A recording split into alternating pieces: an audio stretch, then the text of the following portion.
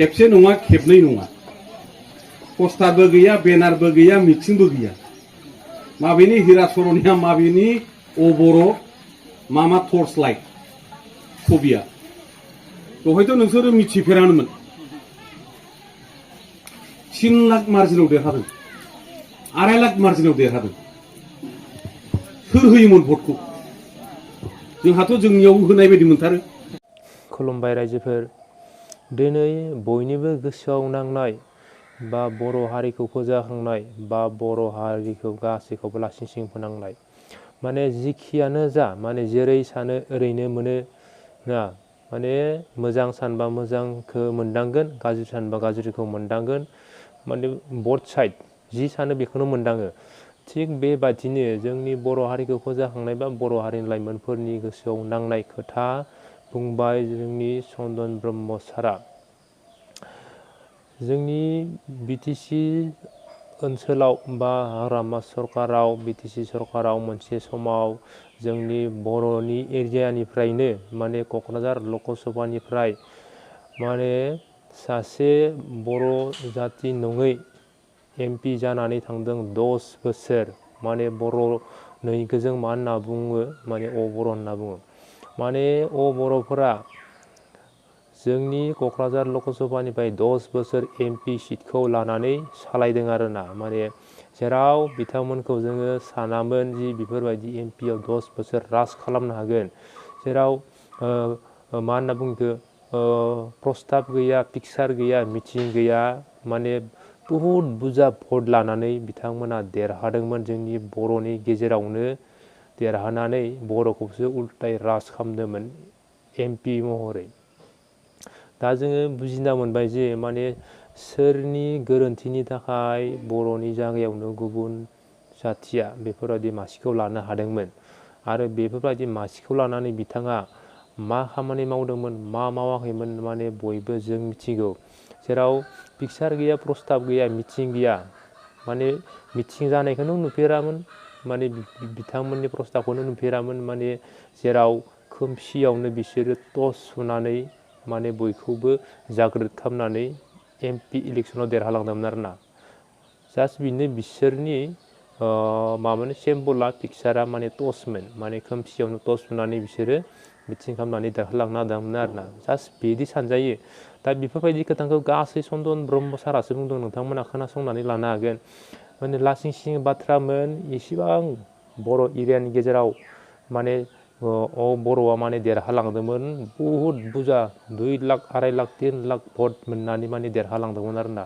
जेराव माबोरै बिदि देरहालांनो हायाखै इसेबां भट बुरजा मोननानै कारना बेनो जोंनि बर'आ खौसे गैया। खौसे गैयिनि थाखायनो बिदिनो गुबुन जाथिया माने चान्स मोनदोंमोन 10 बोसोर राज खालामदोंमोन। माने जेसेबां मावदो बा मावाखै बेफोरखौ नोंथांमोना बयबो गावबा गावनि मेगनजोंनो नुखाजोब्बाय। दा जों बिदिनो खौसे गैयाबा मोननांगौ खामानिया सोरजोंबा सेना लांजागोन खोथायावनो बिजाबावनो फरायनानै सल'बाथायावनो जों मोनखायो। मासे बैनि थाखाय मानै मोसा सिंहआ अरज्लायबाय थानाय समाव सियाला मैखौ लानानै थाङो। थिग बेबायदिनो जानोबो हायो आरोना सल'बाथानि खोथाया माब्लाबा गेजेर गेजेर मोगथाङाव नुजायो। दा थिग बेबायदिनो चन्दन ब्रह्मआ बे खोथाखौनो बुङोदि माने लासिं सिंनि खोथामोन बर'नि एसेबां बर' बुरजानि गेजेराव बर'आ MPखौ सालायदोंमोन 10 बोसोर हाग्रामानि समाव माने हाग्रामायाव लासिं सिं खालामदोंमोन बेफोरबायदि खोथाखौ बिथाङा फोरमायना होबाय। दा नोंथांमोना भिडिअखौ नायनानै लाग्रोदो। आरो थांनाय MP इलेक्सनाव 10 बोसोर हिरा सरनिया नब सरनिया अनाबर'नि आथिं सिंनिफ्राय जोंनि UPPL दोलोनि एबा BJP AJPजों समर्थन होजानाय बिजाथि केन्डिडेट एबा MP देरहाहोनायनि थाखाय साफ्रोमबो आइ आफा रायजो राजा नोंथांमोनखौ गोसो सिंनिफ्राय आङो दिनैहाय साबायखर बावग्रोयो। जाय खामानिया एसे असम्भब जाबायमोन जोंनि थाखाय खेबसे नङा खेबनै नङा पस्टारबो गैया बेनारबो गैया मिथिंबो गैया माबेनि हिरा सरनिया माबेनि अबर' मा टर्च लाइट छबिया दहायथ' नोंसोरो मिथिफेरानोमोन 3 लाख मार्जिनाव देरहादों 2.5 लाख मार्जिनाव देरहादों सोर होयोमोन भटखौ जोंहाथ' जोंनियाव होनाय बायदि मोनथारो खिन्थु बहाय बेयो भटबो बिनो फैयाखै मोखां गन्थं नुवाखै खेबनै 10 बोसोर बे बड'लेण्डनि क'क्राझार लकसभानिफ्राय अना बर' हिरा सरनियाया देरहालांनाया बियो जोंनि थाखाय डेन्जारास बाथ्रा जाबायमोन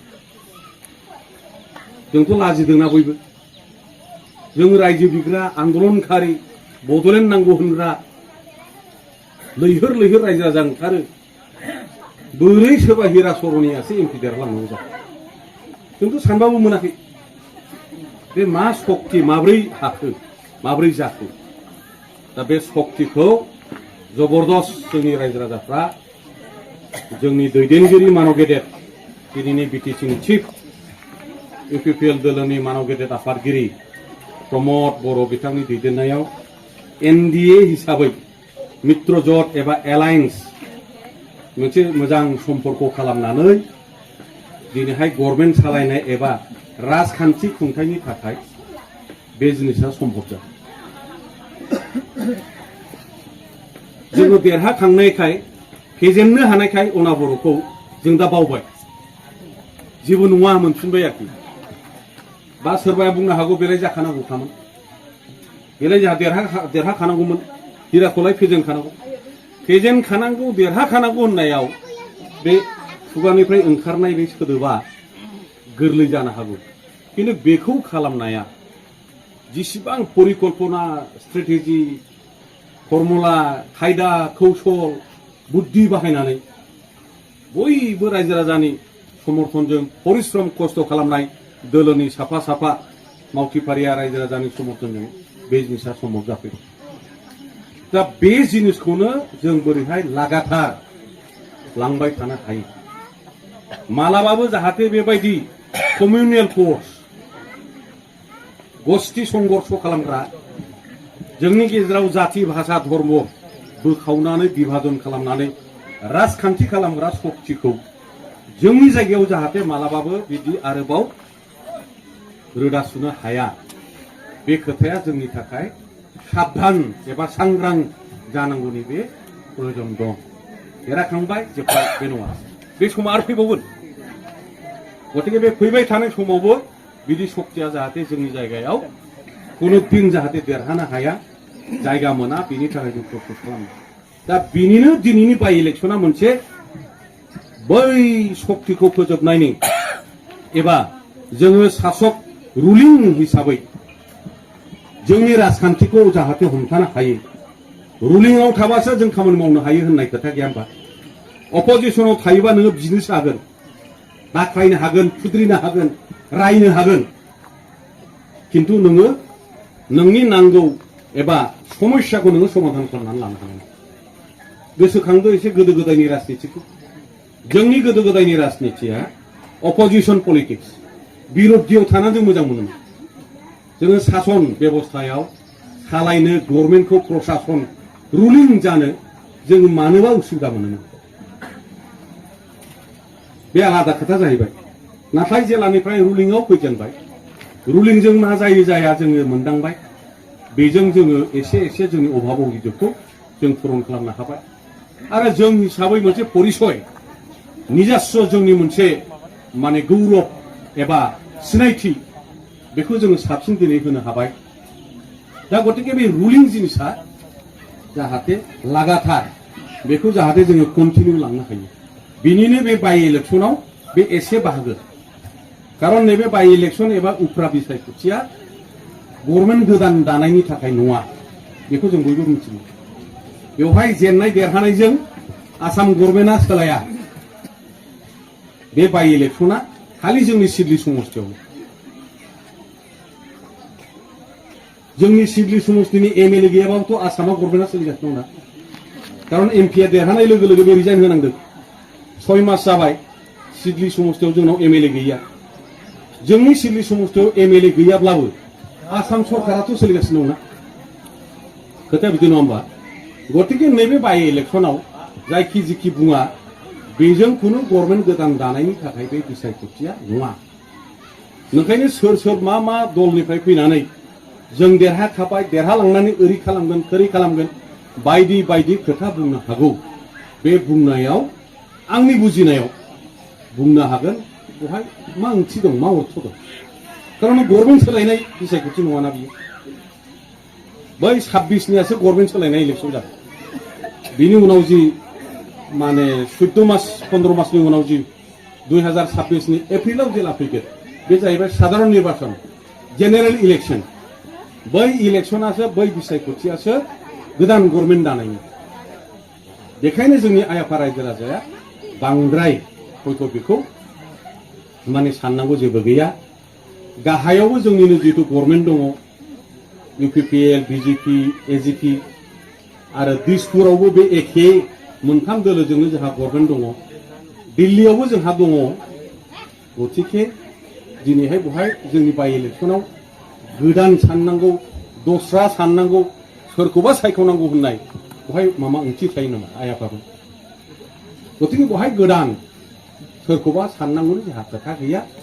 इउपिपिएल दलनिनो खामोन द गतिके इउपिपिएल दलनिफ्राय दा बिजेपि एजिपिआ आरोबाव समर्थन होबावबाय बे बाइ इलेक्सनाव मानव गेदेर निर्मल कुमार ब्रह्म मानगोनां बिथांखौ पार्टिनिफ्राय जिहेतु जों बेखौ केन्डिडेट हिसाबै मोनबाय।